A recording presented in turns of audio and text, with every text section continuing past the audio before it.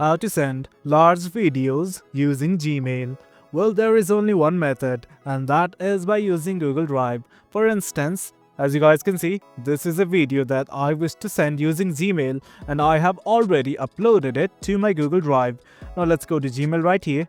Now I'm gonna click on Compose, and this is it. At the bottom of this tab, you can see something like this. It's a Google Drive icon. Simply click on it. Now it's gonna give you something like this. I'm simply gonna click on My Drive. This is the video that I wish to send, so I'm simply gonna click on it. This is it.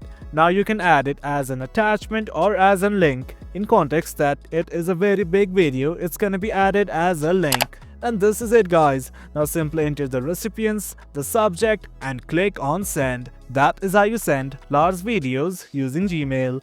Hope you guys found this video informative, and for more content like this, do remember to hit like, share, and subscribe. Until next time, thank you.